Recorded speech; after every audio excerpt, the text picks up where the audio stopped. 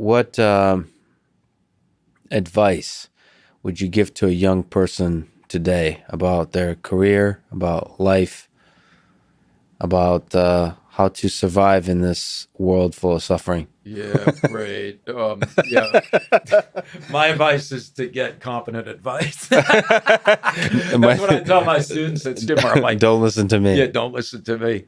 Well, I think my big piece of advice these days is, again, it's at the risk of sounding like a simpleton, but it's to emphasize a few things. One is, one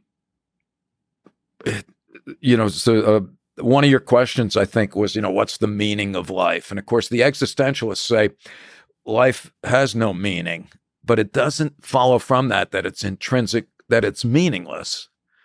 What the existential point is not that life is meaningless so much as it doesn't have one inevitable and intrinsic meaning, which then it opens up, I think it was Kierkegaard who said consciousness gives us the possibility of possibilities.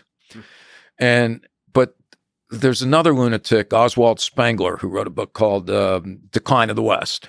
Mm-hmm. And he says that the German philosopher Goethe, he says the purpose of life is to live.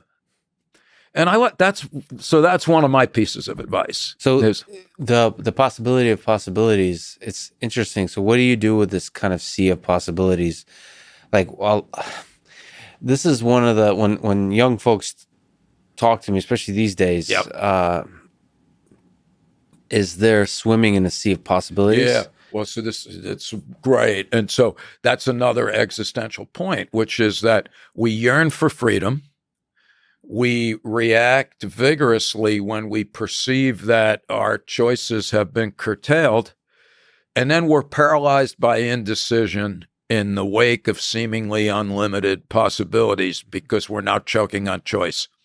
And I'm not sure if this is helpful advice or not, but what I say to folks is that the fact of the matter is that, for most people, choice is a first world problem. And sometimes the best option is to do something, as silly as it sounds. And then if that doesn't work, do something else, which just sounds like my mom torturing me when I was young. But, part of the thing that I find myself singularly ill-equipped is that I may be at the tail end of the last generation of Americans where you picked something and that's what you did. Like I've been at a job for 40 years where you can expect to do better than your parents because those days are gone. And where you can make a comfortable inference that the world in a decade or two will have any remote similarity to the one that we now inhabit. And so... But still, you recommend just do. Yeah. And to do so, I'm so back to the Heidegger guy, because, all right, I consider myself a professor, but what happens if most of the schools go out of business? Somebody else may consider themselves a restaurateur, but what happens if there's no more restaurants? So this is negative advice, but I tell folks, don't define yourself as a social caricature. Yeah. Don't limit how you feel about yourself by through identification